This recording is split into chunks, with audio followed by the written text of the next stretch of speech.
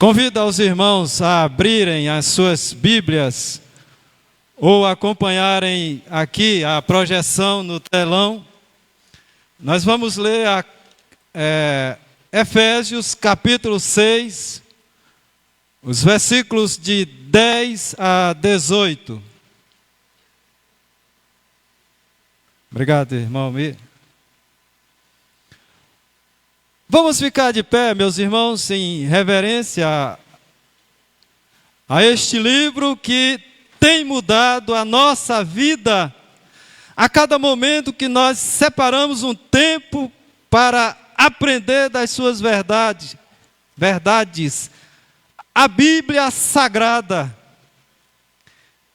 escrita por homens, mas inspirado, como diz Pedro, pelo Espírito Santo de Deus. Efésios capítulo 6, você pode acompanhar, eu estarei lendo aqui, você acompanha na sua Bíblia ou no telão, e nós vamos ler até o versículo 18.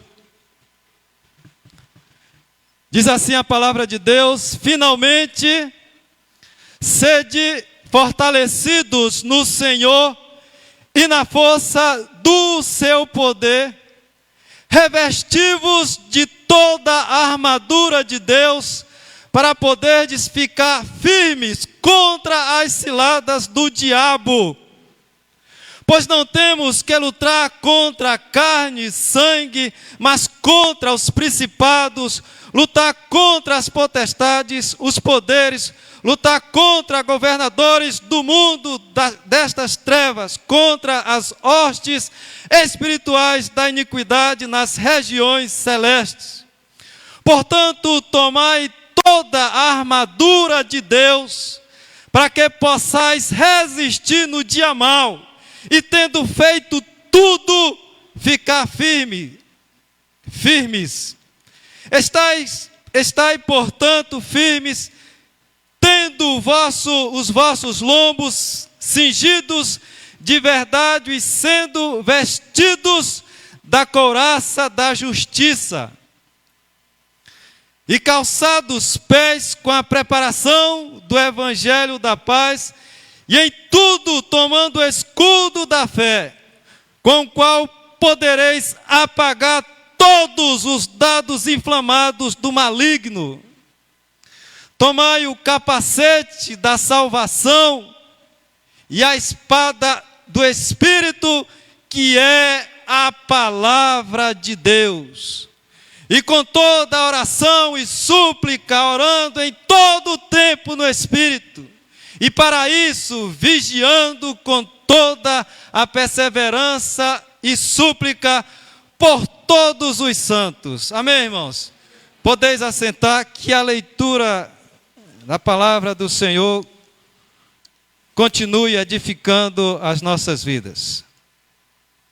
Gostaria nesta noite, baseado no livro, a Bíblia tem 66 livros, mas as cartas de Paulo são consideradas cartas escritas às igrejas, o livro Carta de Efésios, no capítulo 6, que nós já lemos, os versos de 10 a 18.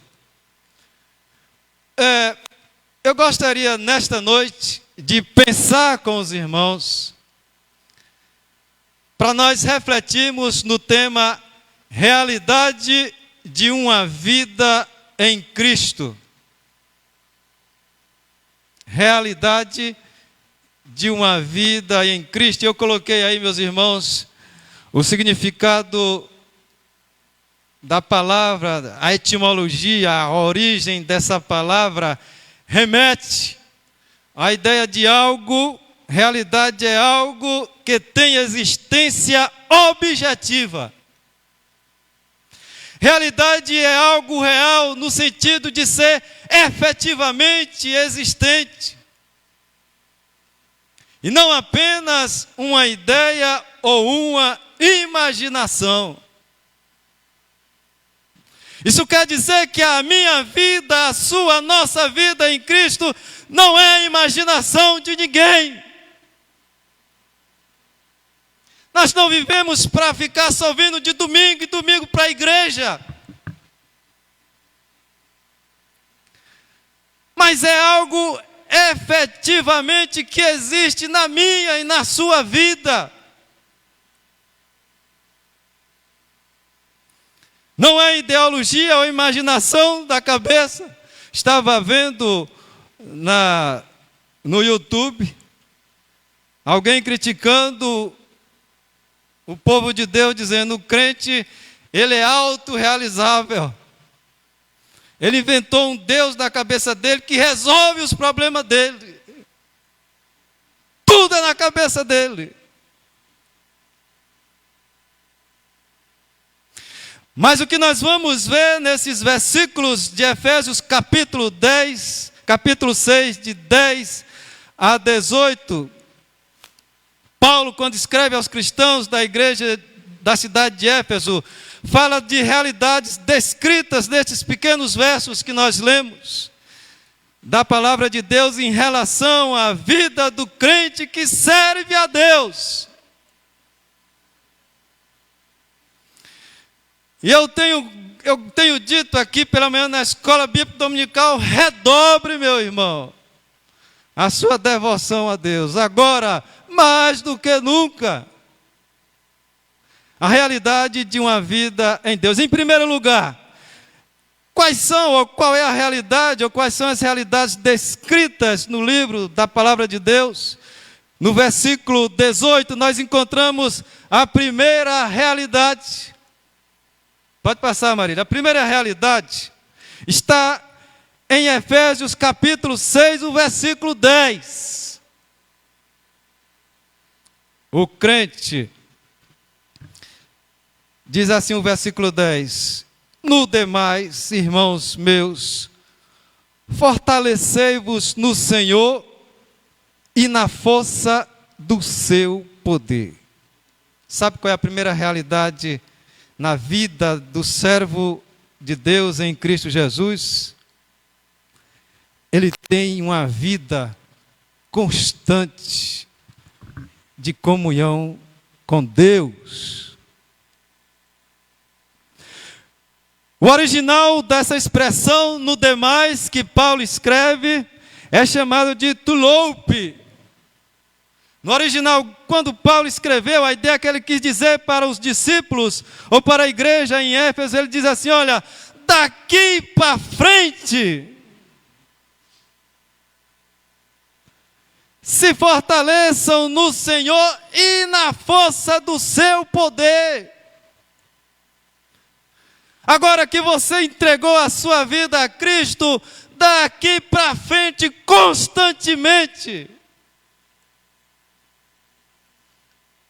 fortaleça-se no Senhor e na força do seu poder. Como é que nós temos feito isso, meus irmãos, na realidade de vida? Como é que eu e você, na nossa vida cotidiana, que não é só de domingo em domingo, é de segunda a segunda, como é que a gente tem se fortalecido em Deus? Como é que tem sido a nossa sensibilidade em buscar ou obedecer a palavra de Deus daqui para frente?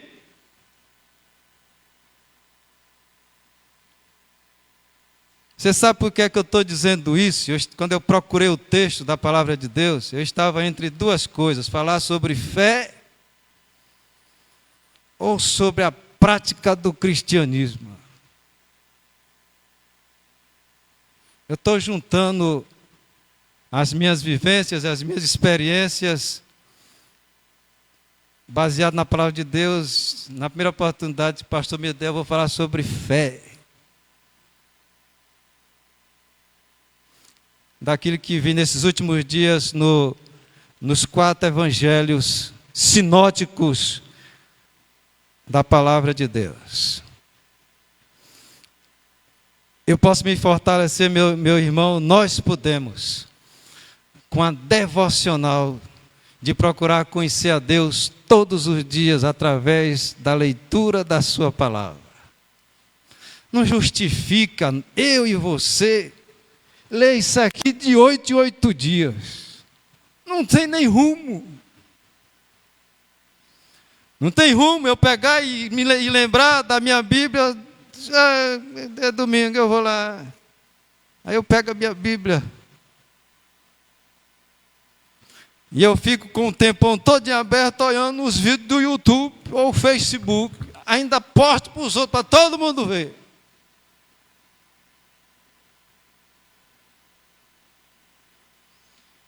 E aí o apóstolo está dizendo, olha, no demais, daqui para frente se fortalecei-vos no Senhor. Então, meu irmão, a realidade da vida cristã passa por uma vida constante de comunhão com Deus. Todo dia você vai ter que ter um tempo, eu creio que todos aqui têm separado. Esse tempo aqui sou eu e Deus. Esse tempo aqui, o celular não vai tomar para eu ficar naquela besteira de celular, não. Esse tempo aqui é meu e Deus. Eu estou dizendo isso porque o celularzinho tem desgraçado a vida de muita gente. Uma profissional dizia que hoje as pessoas viraram escravas do celular. Porque a gente consegue passar 8 horas olhando, mas não consegue passar 8 horas orando.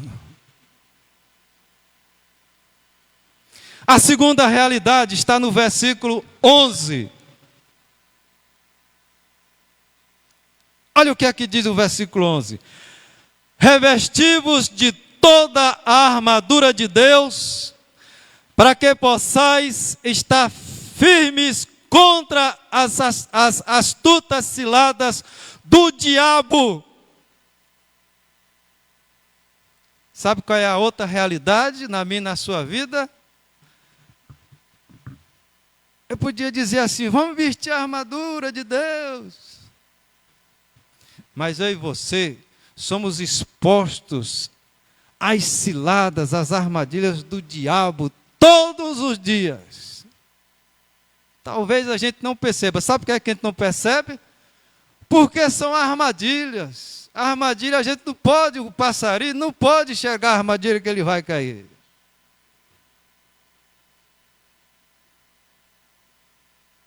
Armadilha, ela é uma palavra, ela é como se fosse cilada, é uma palavra latina, celata.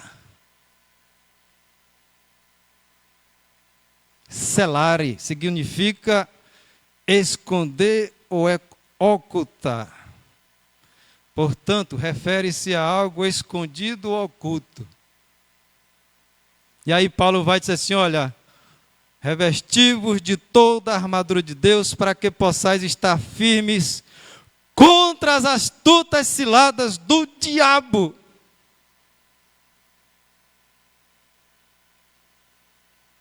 Agora, se a gente ler o contrário desse versículo e não deixar de fazer o que a Bíblia nos recomenda, aí a gente vai ficar fraco e vai cair mesmo nas ciladas do diabo. Teve uma irmã, nunca me esqueço, toda vez que eu falo em diabo, diabo quer dizer acusador.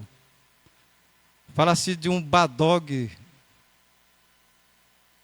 que a pessoa lança e volta contra ele, é como se fosse uma acusação.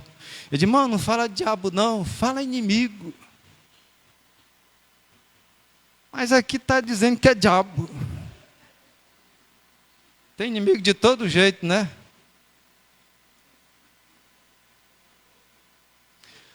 Sabe o que é que diz em 2 Coríntios 11, 14, a Bíblia diz assim, e não é maravilha, porque o próprio Satanás se transfigura em anjo de luz. Então, meus irmãos, uma realidade na vida do crente é que o diabo trabalha para derrubá-lo.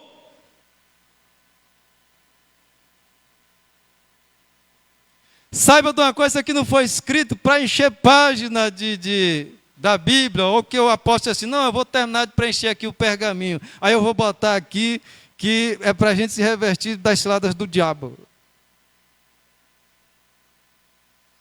Sabe de uma coisa, meus irmãos, olha,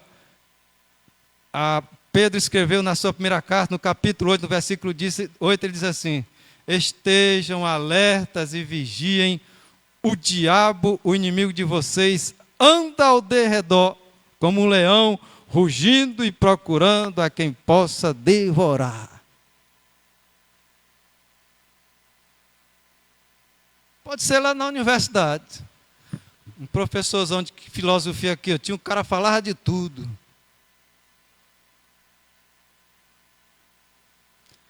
E de repente eu posso baixar a cabeça e dizer assim, rapaz, aquele professor tem razão.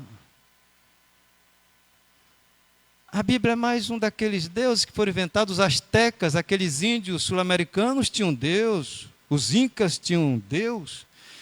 Então esse Deus também foi nós que inventamos. Isso são ciladas do diabo.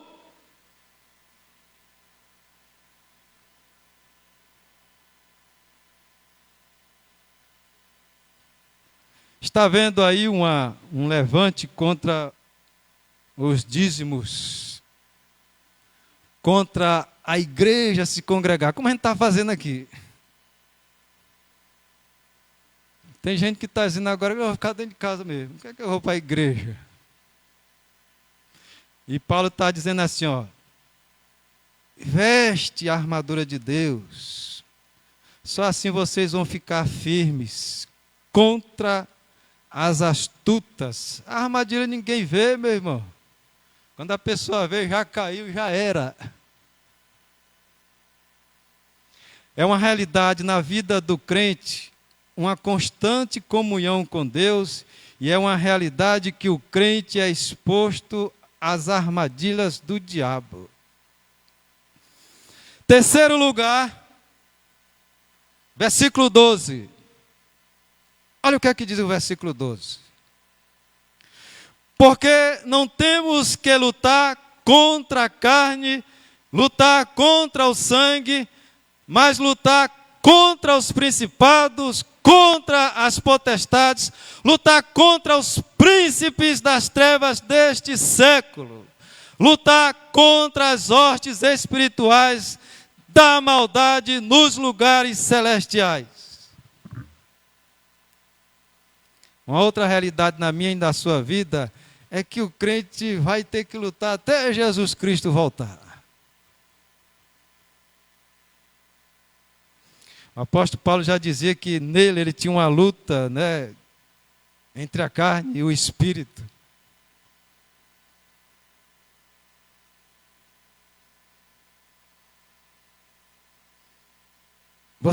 Será que você, não, eu digo nós, temos sentido, meus irmãos, essa luta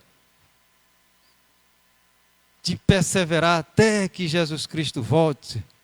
Você tem lutado? A gente luta por tanta coisa. Aquilo que a gente vê que tem valor, a gente luta. Eu participei de um certame na cidade de Teresina, que eu saí daqui 9 da noite, cheguei 2 da manhã, virei à noite emborcado, encostado no banco da rodoviária. Até na hora do concurso, que eu disse assim, não, isso aqui tem valor para mim. E se eu ganhar, eu troco os pneus da minha moto que estão careca. Se eu passar, melhor dizendo. Mas eu lutei porque eu sabia que aquilo tinha um valor. Por que será que muitos abandonam o cristianismo? Será porque vê que não tem valor? Não, vou deixar isso aqui, tanto faz. E não consegue enxergar na salvação em Cristo que precisa lutar. Nós estávamos na casa da minha mãe, a gente conversando, nós temos 47 anos esperando Jesus Cristo voltar. Eu não posso simplesmente jogar meus 47 anos no lixo e ir para esse mundo aí, meus irmãos, não tem nem rumo.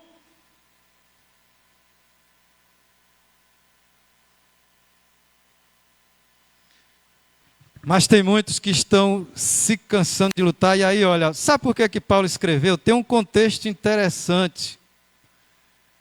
Em Efésios capítulo 10, versículo 12. Vocês estão vendo aí que ele discrimina várias coisas com quem os cristãos daquela época, os de hoje, têm que lutar? Porque existia uma cultura na cidade de Efésios em que eles enxergavam as coisas más em tudo, até no ar que eles respiravam, eles acreditavam que tinha um demônio. Os efésios acreditavam, olha, tem demônio no ar, tem demônio nas árvores, no espaço. E aí Paulo chega para a igreja e discrimina quem são os demônios, ou quem são com quem a igreja precisa resistir. E aí ele vai dizendo nesse versículo 13, porque nós não temos de lutar contra a carne e sangue, que são pessoas, mas sim contra. Ele vai dizendo, principados, potestades, príncipes das trevas deste século, contra as hostes espirituais da maldade nos lugares celestiais. Deixou bem claro para a igreja. E tem deixado bem claro, meus irmãos, para nós, que nós temos que lutar contra as artimanhas do diabo. Temos ciência disso?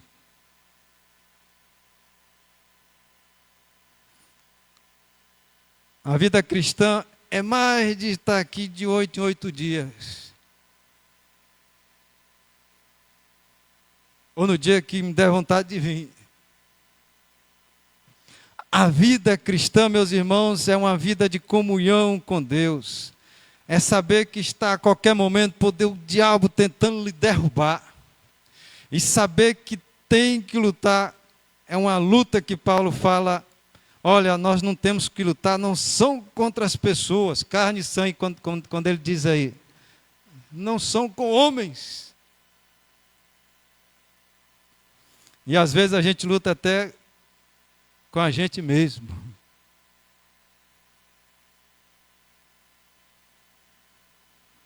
Quarto lugar, versículo 13. Olha o que aqui diz a palavra. Tomai toda a armadura de Deus, para que possais resistir no dia mau, e havendo feito tudo, ficar firmes.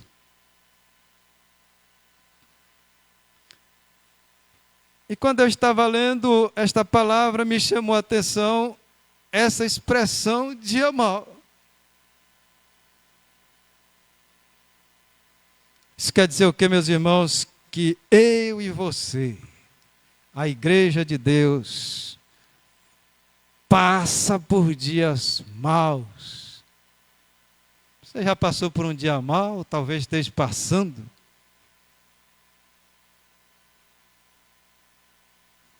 De passar a noite olhando, olha, essa carreira daqui dá 10, 20 telhas. 1, 2, dá 3 da manhã. Opa, aqui dá mais. Eu já contei dali, tem umas 40 telhas. Sem sono para poder dormir.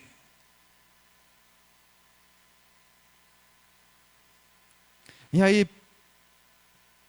Paulo dá uma receita para a gente, meus irmãos. Na minha e na sua vida, nós temos os dias maus, mas ele diz assim, olha, veste a armadura para resistir no dia mau. E aí ele diz assim, um advérbio aqui chamado de tudo. E depois de ter feito tudo, ficar firmes.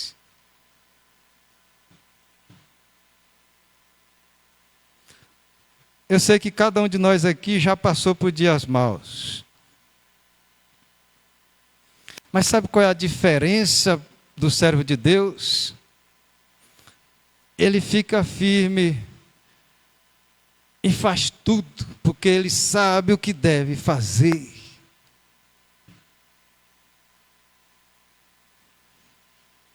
O servo de Deus tem a lâmpada para os seus pés, a luz para o caminho, a Bíblia, as sagradas Escrituras. É uma realidade na nossa vida, meus irmãos, que nós temos de lutar. E é uma realidade, Paulo disse aqui, não foi para quem estava lá fora não, foi para os crentes da igreja de Éfeso. Para resistir nos dias maus.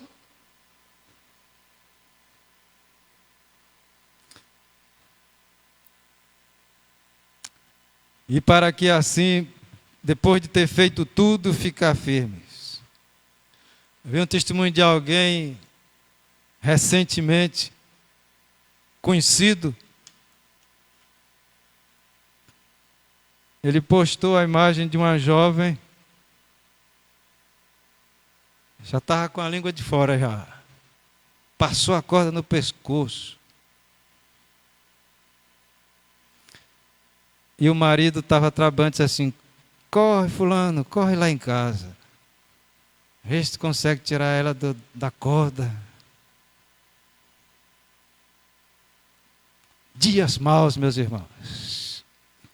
A sociedade, de um modo em geral, está sofrendo. Socialmente nós vivemos dias maus.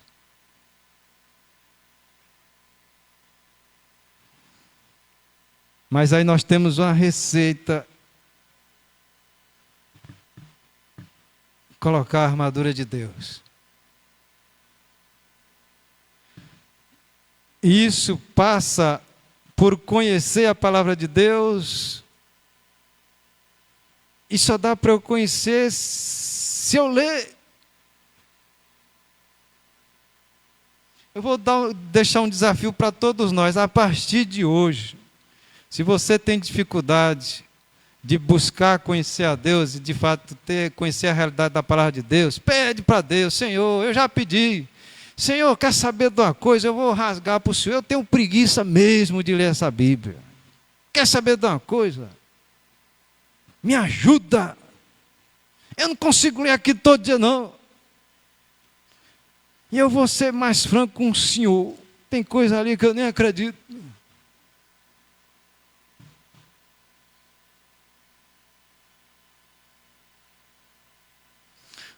Porque a Bíblia diz que um coração quebrantado, Deus não resistirá. Está pensando que é fácil? Nós temos uma realidade, nós vivemos em lutas. Nós temos um diabo que quer nos derrubar a cada momento.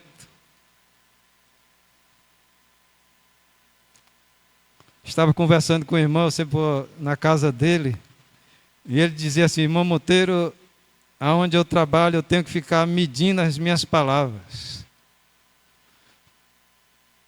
Porque as colegas se insinuam para cima de mim. Eu sou um homem casado. Você acha que é a mocinha que está ali querendo derrubar o irmão? Você acha que não tem um diabo por trás daquilo? Ou das imagenzinhas de internet?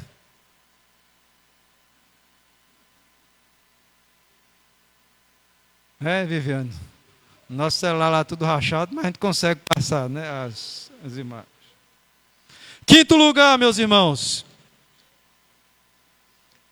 Quinto e penúltimo lugar. Olha o que aqui diz o versículo 14, o 15, 16 e 17.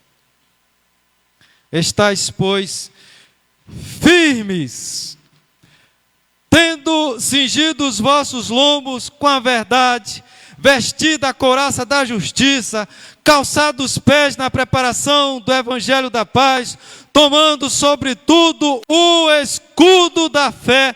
Com o escudo da fé vocês poderão, ou vós podereis, apagar todos os dardos inflamados do maligno. Tomai também o capacete da salvação e a espada do Espírito, que é a palavra de Deus. Efésios 6, 14 a 17. Sabe qual é uma outra realidade na minha e na sua vida? Que o servo de Deus só tem a Bíblia como única regra de fé e prática. E quando nós lemos o que o apóstolo Paulo, quando ele fala da verdade, está na Bíblia, que é Cristo, a justiça que temos que praticar, a evangelização, a fé. Quando eu estava pesquisando o contexto desse texto, eles falam que os dados naquela época eram uma arma, era uma corda resistente, ela tinha nas pontas umas bolas de ferro, por isso que chama dados inflamados. E quando o inimigo ia atacar, ele tocava fogo. E ele puxava para atingir o seu inimigo, tanto para cortar como para queimar. É assim que o diabo faz com a gente. Ele quer tanto nos atingir como deixar bem ferido.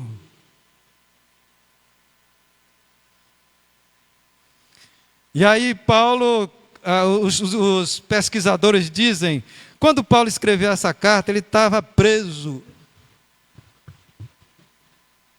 Será que isso soa bonito nos nossos dias? Rapaz, o Ludimar está preso. Foi falar de Jesus lá no banco, mandaram prender, está lá preso. Será que soa bonito?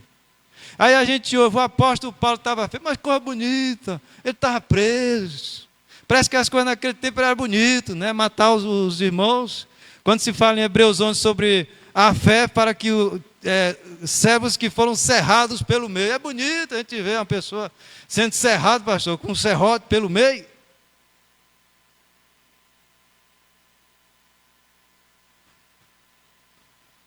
E aí diz que quando ele estava escrevendo, segundo a exegese, diz que ele olhava para aquele soldado e descrevia uma armadura.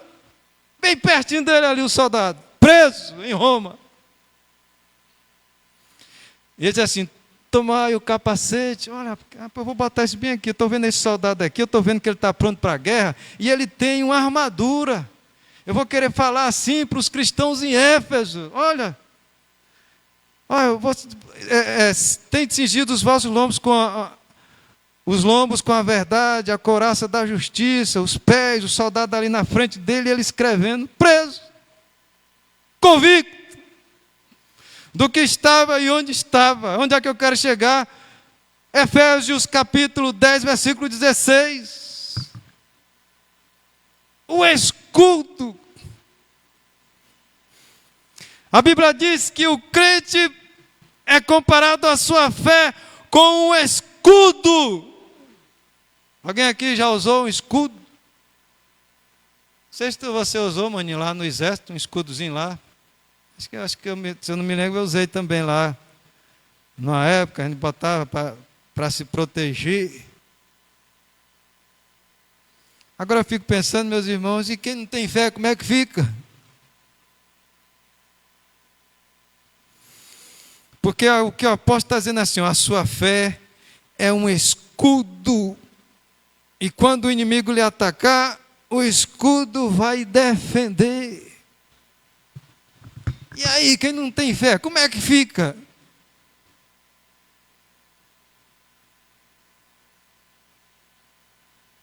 Com o qual podereis apagar, por isso que ele fala aqui, todos os dados inflamados do diabo. Aquele dadozão, aquele bichão lá tocando fogo, que o inimigo vai para cima de você, e é para matar mesmo.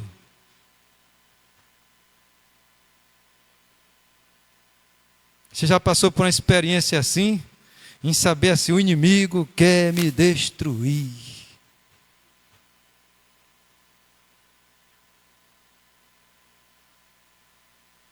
Já passou? Mas aí, meus irmãos, nós temos a fé. Eu vou dar uma deixa aqui. A fé é sua, começa em você. Você já parou para pensar como é que você faz para essa fé funcionar? Porque todas as vezes que Jesus Cristo curava alguém, dizia, vai, a tua fé te salvou.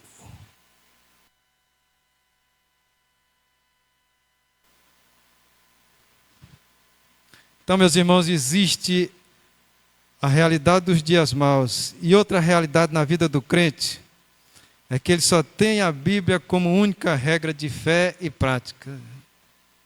Não tem as terapias, ficar como um yoga ali, na frente do mar, você vai um dia, junta o dinheiro o ano todinho, vai para o mar, aí chega lá, agora eu vou derramar as energias aqui. Para crente isso não serve, só serve a palavra de Deus. Eu vou virar o ano de branco para trazer. Isso é coisa do mundo, né? O crente vai o quê? Está firme, cingido os lombos com a verdade, com a justiça, os pés calçados com a preparação do Evangelho, o escudo da fé. E aí tem outra coisa. Fala do capacete da salvação. Estava tentando imaginar, assim, como é que eu vou dizer para a igreja? Acho que aqui ninguém usou capacete de um soldado. Mas eu já usei um capacete, acho que foi com o irmão Almir e com o irmão Reginaldo, no tempo que estava construindo aqui o shopping.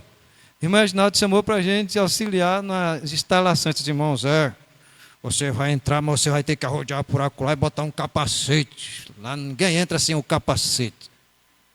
Medida de segurança contra a cabeça. A empresa não deixava ninguém entrar sem o capacete. Por quê? Porque se caísse algo na cabeça, coisa leve, iria proteger o seu coco.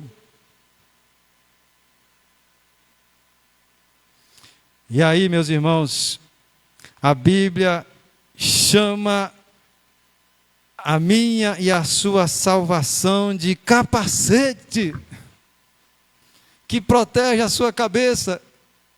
O que é que tem a ver salvação com capacete, meus irmãos? Porque as convicções minhas e suas estão aqui. E a salvação que eu e você tem protege a sua cabeça e pode dizer o que quiserem.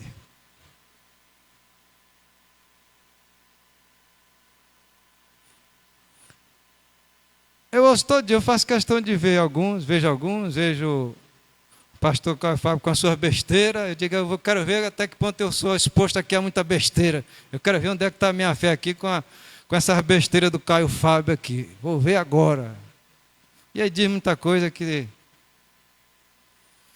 lamentável de alguém que era alguém sábio, mas que hoje é um denegridor da palavra de Deus. Aí no versículo 17 fala sobre o quê? E a espada do Espírito. Como um bom nordestino, a gente podia dizer, gente, a espada não é do Espírito, não é minha, não? Que essa espada é a palavra de Deus. Para que serve uma espada? Se você tiver com a espada aqui, se tiver alguém ali, você vai lutar, vai tentar atingir o seu inimigo. Eu estou pensando assim que é nas Olimpíadas, né? Não tem aquele pessoal que fica... É assim, Reginaldo?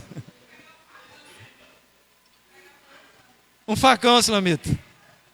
Alguém aqui já viu briga de facão? Eu já vi uma. Onde a gente morava lá aqui na beira do rio, tinha um boteco. Mas tinha briga lá. Uma vez saiu 2 homens com facão, é negócio feio. Não é igual o cinema, não. O cinema, eles ensaiam várias vezes para fazer aqui, né? Aí um vai em cima, mas a briga do facão, o cara já foi cortando aqui a testa do outro. E o sangue, pastor, pulou longe. Rapaz, aquele cabo vai morrer, porque o sangue dele vai sair todinho pela cabeça dele. Mas a espada, meus irmãos, o espírito que domina as nossas vidas, vai atacar o inimigo.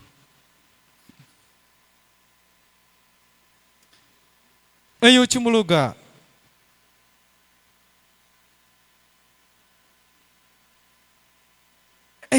meus irmãos, versículo 18. Orando em todo tempo, com toda oração e súplica, no Espírito e vigiando com toda perseverança e súplica por todos os santos. Outra realidade, a última realidade no versículo 18.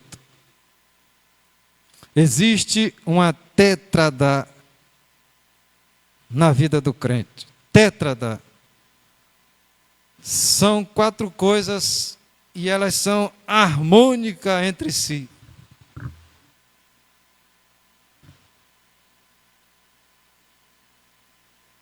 Sabe qual é a tétrada que tem na vida do crente? Oração, súplica, vigilância, perseverança. Paulo deixa bem claro para os irmãos: olha, meus irmãos, orem direto, orando em todo o tempo, com toda oração e súplica. Por que é que ele diz assim, oração é uma conjunção aditiva, adicionando algo a mais. Quando eu e você estamos orando, nós passamos por Efésios capítulo 6, versículo 18, orando e suplicando. Infelizmente, é o que nós não queríamos fazer, mas a gente faz. Erra diante de Deus.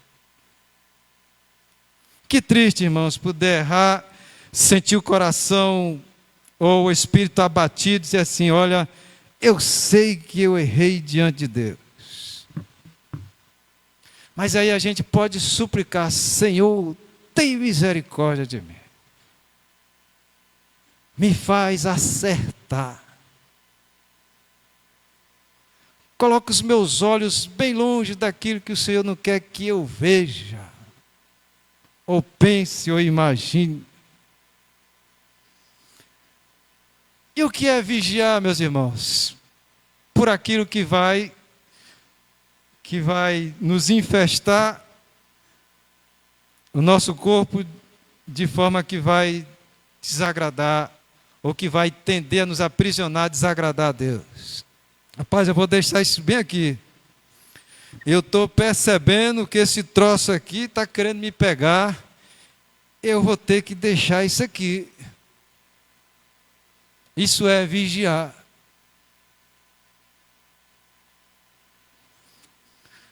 Eu tinha um colega que ele tinha um negócio de vender umas coisas aí, e eu percebi, pior que era da igreja. Irmão, não quero não, irmão.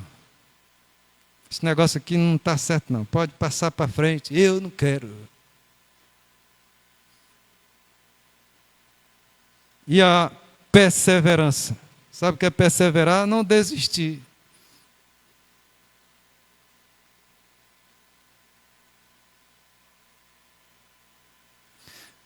Será porque é que nós temos que ouvir ou passar por isso? Porque tem muita gente se cansando e desistindo de Deus. Pai, quer saber de uma coisa? Esse negócio de estar todo domingo em igreja. A gente tem que estar em todo lugar. Quando tem oração, a gente tem que ir a semana de oração todinha. Eu vou pescar domingo. Quer saber de uma coisa? Eu vou assistir, vou ficar lá na minha casa, vou dormir até tarde.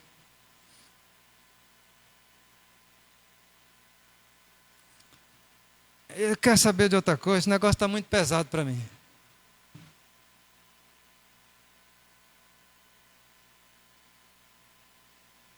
Para falar a verdade, eu não tenho visto mudança na minha vida, pelo contrário.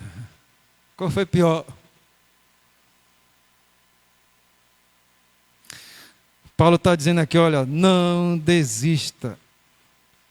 A realidade na vida do crente é uma vida de perseverar. Por mais que as lágrimas caiam dos olhos, caem.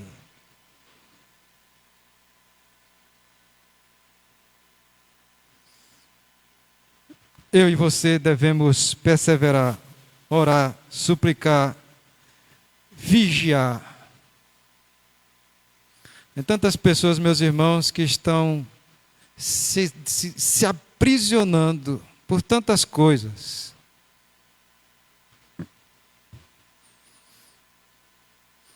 Sabe o que é que a igreja está precisando? o reino de Deus. Deus nos deu a honra de representar o seu reino aqui, de expandir o seu reino. Crentes compromissados. De que der no que der, que não vai desistir da obra de Deus, que vai zelar pela obra de Deus. Que pode passar ou pode ouvir alguém lhe criticar por A ou por B, mas assim, eu vou continuar. Como eu ouvi o testemunho, vou só dizer o nome dele aqui, mas não vou dizer quem é. Ele chegou em casa, contei para minha esposa, estava eu, Ludimar, o irmão Maciel aqui atrás. E a gente estava aqui como vigia das mensageiras, não foi? Acho que era as mensageiras. O vigia, o primeiro que dormiu foi eu, não foi, irmão Marcelo? Rapaz, quer saber? Vocês conversam aí que eu vou lá para dentro. Pegar aquele azinho ali dentro da igreja de graça. Mas o irmão Marcelo disse assim, olha, aconteça o que acontecer, eu vou continuar servindo a Deus. Nós precisamos ouvir isso, meus irmãos, nos dias de hoje. Crentes compromissados, que pode olhar os erros que aqui tem, que todos nós temos, mas dizer assim, eu quero contribuir de alguma forma para que a igreja, a comunidade em que eu convivo, Deus tire esses erros de dentro. Estava falando para os adolescentes, com a professora Silamita, né? E dizendo, ao invés de a gente se afastar, a gente fica dentro para contribuir para que Deus venha sanar todas as nossas feridas.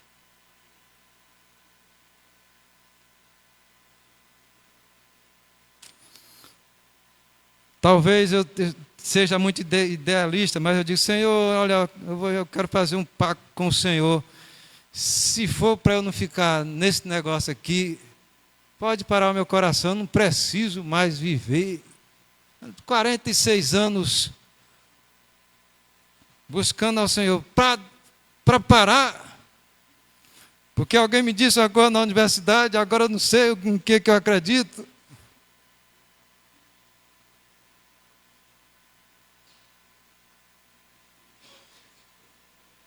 Para concluir, Marília, irmãos, para concluir, nós temos aí uma revisão de tudo aquilo que nós dissemos.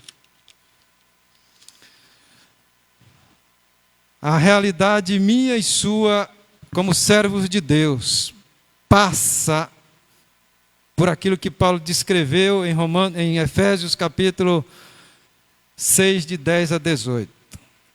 Eu e você temos que ter uma vida de constante comunhão com Deus.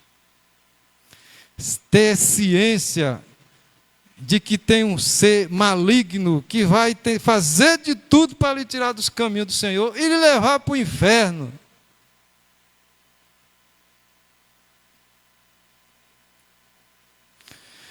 Saber, meus irmãos, que nós temos uma luta. Essa luta tem um valor, sabe qual é? A vida eterna.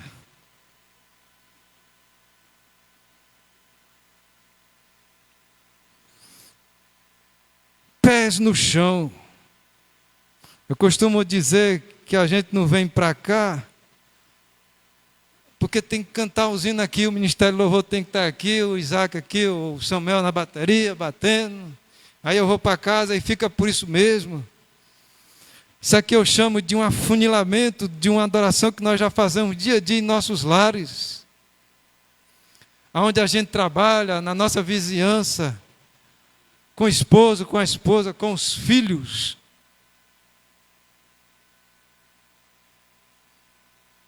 Saber que nós não estamos imunes dos dias maus. Eu tenho um testemunho para contar, mas eu tenho certeza que se eu começar, eu não termino. Mas um dia, quem sabe, num dia 31, numa virada dessa aí. daquilo de bom que Deus pode fazer, meus irmãos, nas nossas vidas, mesmo nos dias maus.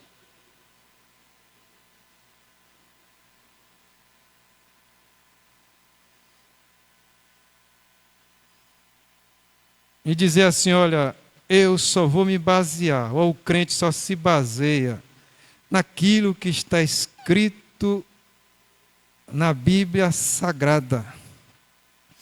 É a única regra que eu tenho de praticar a minha fé. E saber que na minha vida eu tenho que orar ao Senhor, suplicar as suas misericórdias, ser vigilante. E eu não posso desistir desse caminho. Que o Senhor, meus irmãos, nos abençoe. E que possamos, de fato, saber qual é a realidade de cada um de nós como servos de Deus.